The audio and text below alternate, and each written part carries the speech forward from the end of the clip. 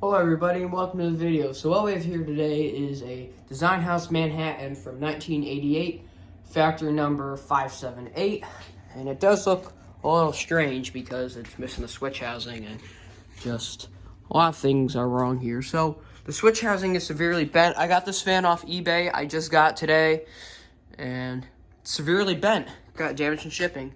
So there's the switch housing right there, and the switch cap was like pushed into the switch housing because it was so bent, and the switch cap, my bad, is all scratched up. It's not supposed to look like that, and it wasn't like that in the pictures. But yeah.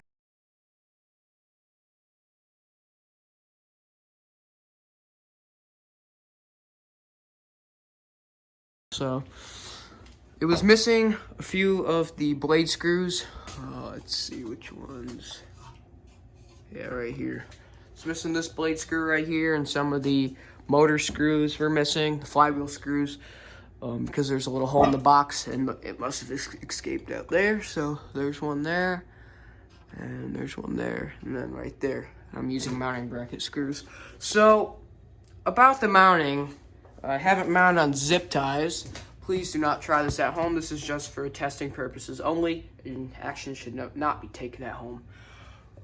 So it's like this because the mounting bracket is crushed and the canopy's caved in on this side to where I could not mount it. So that's why it looks like this. And I was originally going to run this fan with 4 blades because I had enough screws, but the switch housing was so bent, and I tried to bend it back where it would rub on the blade brackets, and the switch housing's all messed up. Like it spins and stuff. I'm just going to leave it like this for now. Yeah, this is it. Yeah, sideband's a little messed up. The whole motor housing, it's dented in right there. It's popped out right there. There's just a lot of things wrong with this fan, and I have to fix it when I have the time. But anyways, let's go to low. I didn't pay a lot for this fan, but, you know, enough to complain.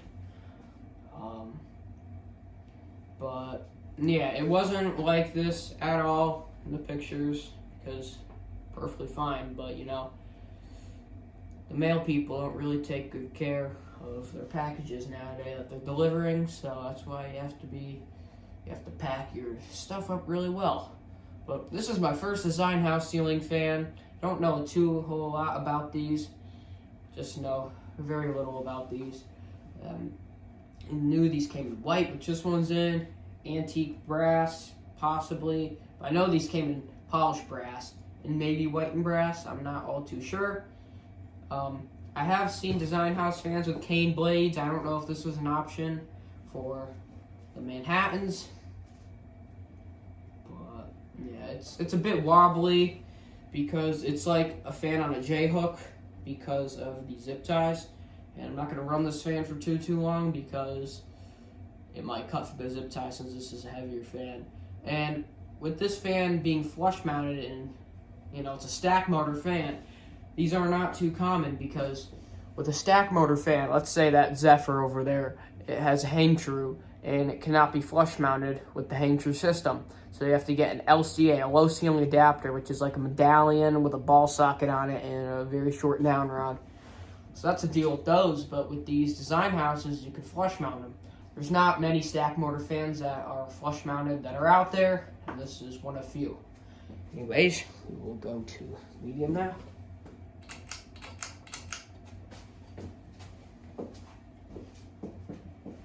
Here's medium.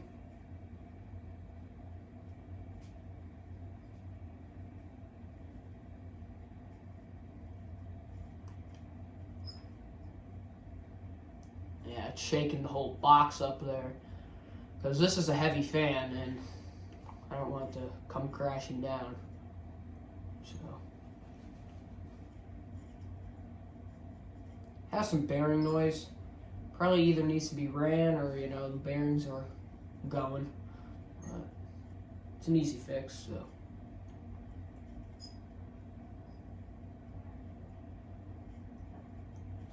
Anyways, we will go to high speed. Here's high speed.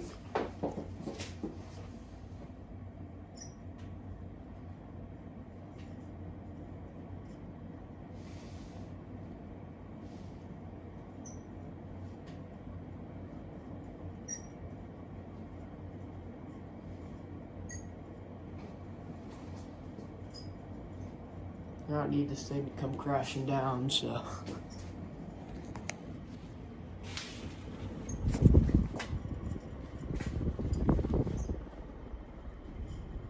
Because of the blade warpage, like in some areas, you can feel like a bigger gust of air than others.